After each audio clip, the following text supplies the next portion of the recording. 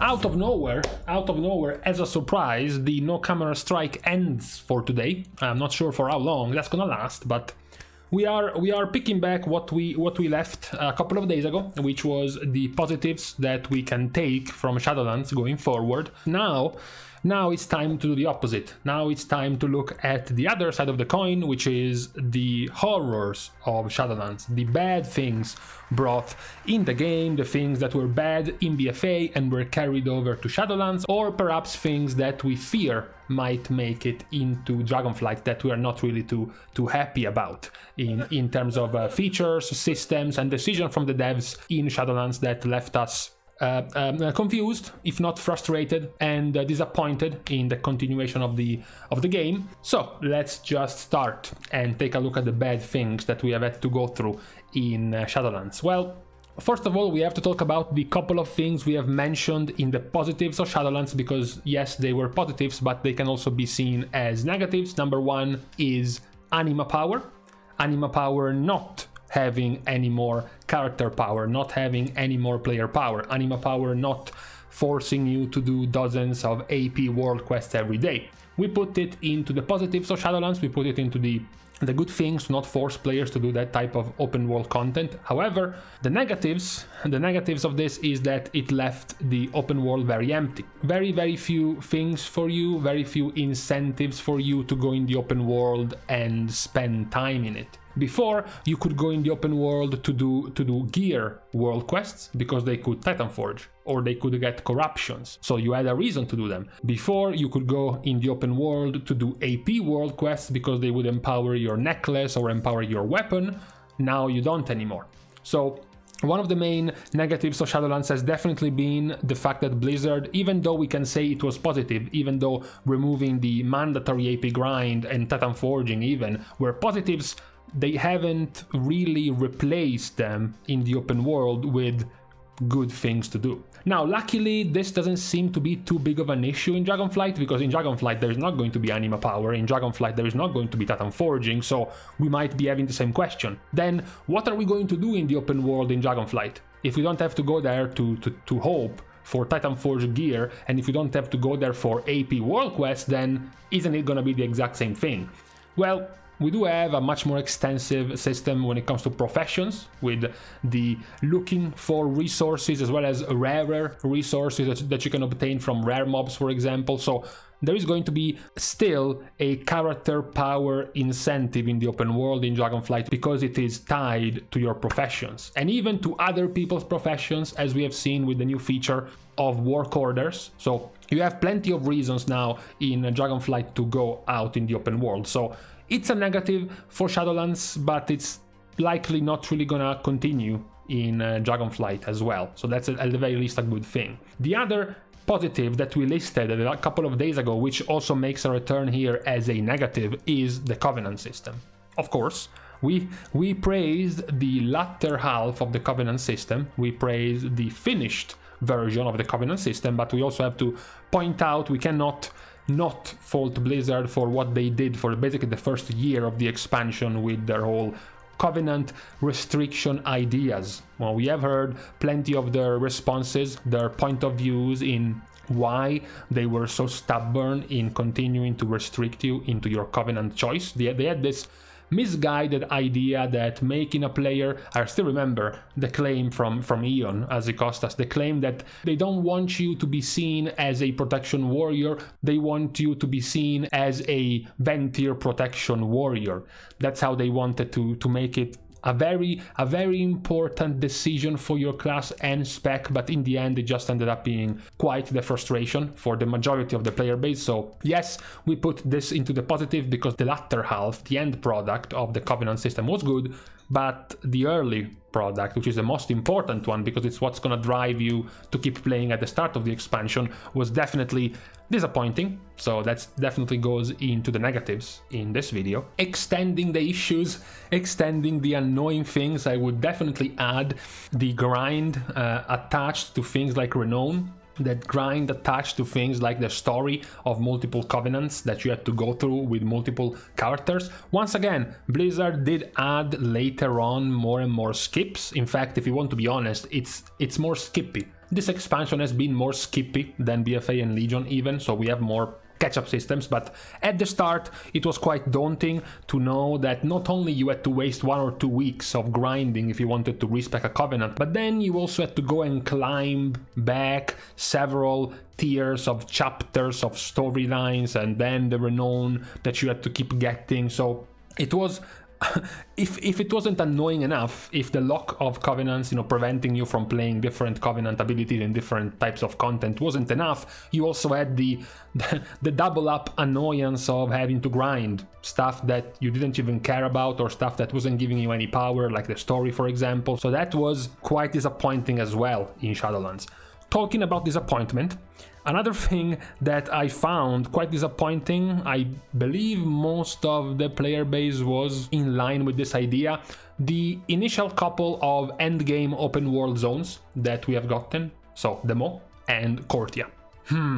So we are going to leave Zereth Mortis to the side because it was an okay, even decent, good zone for the open world content, but the first two, the Mo was very small. It was large in the map, but in the end it ended up being quite small, filled with mobs. Of course, no mount. That was even perhaps another of the stubborn decision from Blizzard to make it look like a more... I think they even went as far as saying they wanted to make it have this sort of Dark Soul-ish experience when you went into the Mo. There were plenty of mobs, quite a few of them were elite and dangerous, plus you had no mount, you also had the risk of losing what you were trying to grind, which was Stygia if you died, so they tried to go for this type of more hardcore survivalist type of zone, but no. I'm not a fan of the Mo, and then the follow-up Korthia was perhaps the opposite. It was just plastered with a million different things you could gather every day. It gave you a very large list to the point that you wanted to get a whole week aura just to tell you all of the things you needed to make sure to get every day. That was perhaps a little bit too much in Korthia, and the rewards were also kind of annoying to me. The rewards in the Mo were of course a random increase of one of your conduits and the socket. So both the Mo and Korthia had the same reward essentially, the gradual increase of your conduits and the gradual earning of sockets for your gear. So that was effectively what you wanted to earn if you were a competitive player. Also, I think that was bad. I think the rewards were too little but also too late. I think what we got in Zereth Mortis was better. We got it because the second to last highest tier of upgrades from conduits came from Mythic Plus or just dungeons, which was very good.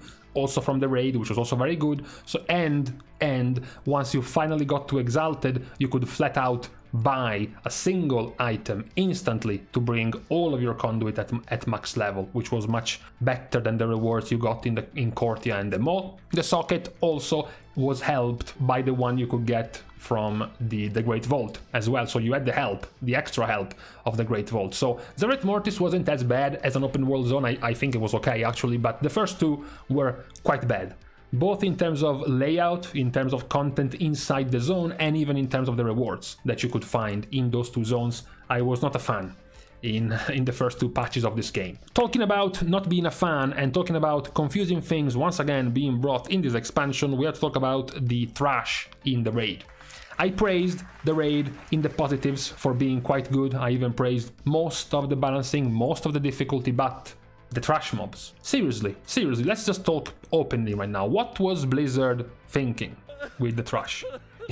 The trash even had removed amounts of items being dropped as BOE and nerfed in the drop chance. So it was dropping less BOEs, it was dropping in less armor slots in terms of availability of items, and it was massive. There was a massive amount of trash throughout Sanctum and throughout Sepulchre as well. Castanatria didn't have as much, particularly the last stretch, the last Council of Blood into Sludge Fist, into Stone Legion, into the Natrius had very, very little trash, so it was manageable. But the last two raids, I'm not sure what was Blizzard going for. And I seriously hope, because we don't know about this when it comes to Dragonflight, I hope this is not going to repeat itself in the raids of Dragonflight. I don't want to see this large amount of trash again. You would have to start giving some some good rewards and some incentives in actually clearing the trash, in actually giving you a reason to do the trash. Reputation with the faction, more, better BOEs, perhaps now that professions have been upgraded, you can start giving trash some cool, valuable professions materials, for example, but as they have been in Shadowlands, they were a definite no in the way they were implemented in the raid. Now, for just a minute or two, we go outside of the raid, so something that was a problem from a third-person perspective, which is the third-person view of Blizzard. And what I'm talking about is balancing.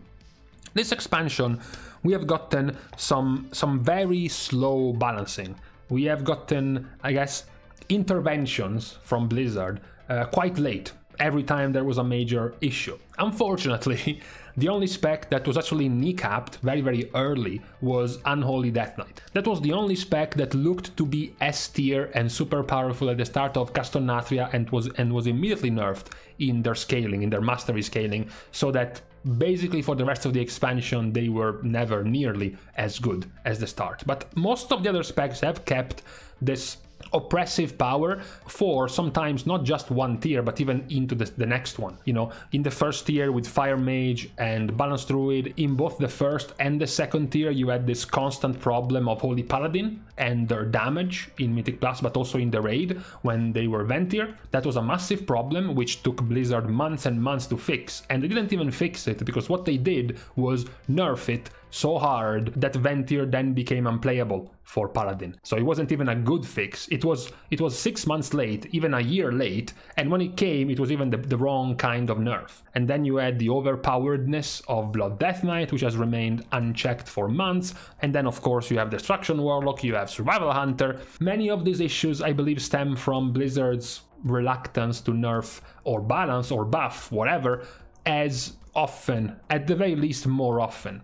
Many people would like to see a utopian world where they see balance changes every week or every couple of weeks. I'm not even asking for that much activity from the developers, but certainly more than once every 3 months or 6 months even. I think we would like it a little bit more in Dragonflight if we got a bit of a faster reaction from Blizzard when it comes to dealing with what we see starts being shaped at the start of a tier, at the start of a patch, because it might be possible, certainly, we have seen this before, that Blizzard underrates or overrates a certain spec in their balancing, in their internal testing, and then when the product goes into the live version of the game, it's clearly overtuned or it's clearly undertuned. I wish that when that happens, Blizzard would be a little bit faster with correcting the issue. At the very least, we can still hope for this in Dragonflight. We still have our trusty tank of Hopium right here next to us to keep us on good spirits on this point.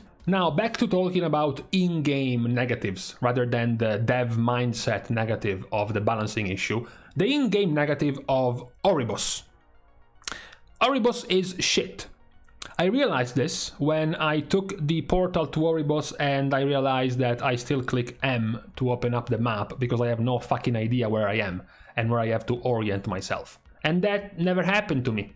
It never happened to me in Orgrimmar, in Ironforge, in Stormwind, in Dalaran, in Dazar'alor, and that doesn't happen because those cities, those capital cities, are very well easily distinguishable in their different districts, in their different sides of the cities where you want to go, whereas Oribos is all the same. It's just a bunch of pillars, all looking the same. Even the split between the mountable zones and the on-foot zone is a disaster. You can't even tell which door is which. There are no signals, there is nothing that differentiates the different doors in any way. You constantly have to go back opening your map. So that's a big annoyance I had with the expansion with the capital city of Oribos.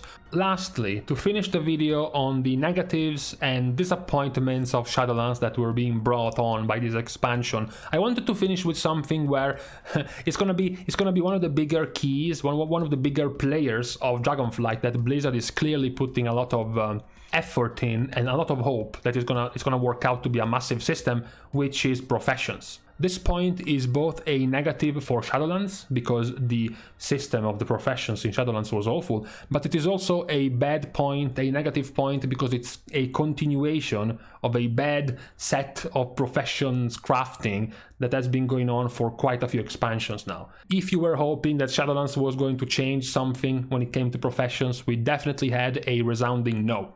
I wanted to finish with this because Blizzard is putting a lot of hope and effort in shaking things up a bit, in overhauling and retooling professions for Dragonflight, so at the very least we can be happy that even in the worst case scenario, I'm pretty sure it's not going to be as bland and as bad of a system as it was in Shadowlands, and more importantly, it is going to create more content. It's not just about professions being nice to use or to have, it's also good because they can generate content. We just said, one of the first points of the video, that the BAD of removing character power from anima in the open world created a very empty world with very little to do. So it looks like professions will have to carry a lot of weight when it comes to giving you content in the open world, because that's what likely you will have to go out to do and spend time in the open world for gathering your profession-based stuff. So it's pretty good that even though we can rack it up as a massive negative for Shadowlands, the state of professions, that it looks to be quite more complex and possibly significantly better than what we have gotten in Shadowlands and in several of the previous expansions. So these have been my main gripes and my main negatives for Shadowlands. Of course, not all of them have the same weight, okay? It's not that if I list 6 or 7 of them, they are all equally bad, you know? Trash mobs in the raid were partially annoying and mostly just for raiders, whereas the lack of open world content was a disaster if we look at the expansion as a whole.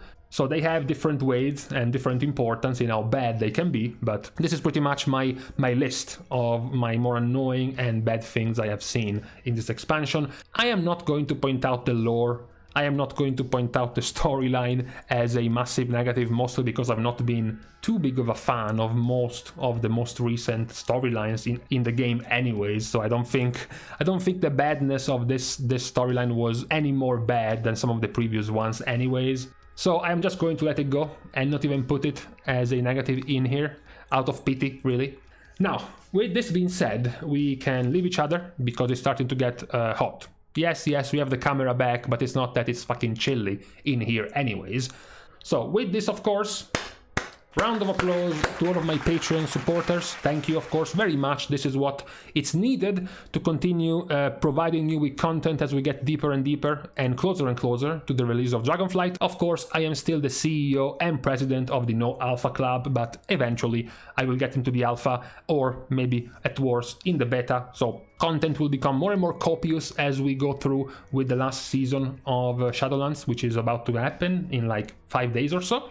Also, of course, as further support, you can comment and like down below on this video. The comments for today, just like the ones in the video a couple of days ago, are going to be which other negatives not listed in this video are you most disappointed by Shadowlands in. Perhaps you are not a fan at all of the dungeons, perhaps of things I don't even know exist like battle pets, or perhaps PvP, for example, which is definitely not my thing. So you're free to list out all of the things that disappointed you the most in Shadowlands. Also, you can of course subscribe to the channel as well, and for further support you can follow me up on Twitter for some at the very least normal sized IQ takes on this game, as well as subscribing to my Patreon down at these links. Subscribing to the Patreon will give you of course access to my Discord channel and the ability to get in contact with me, you know, even closer than you already are. Look at this, even closer than this, imagine.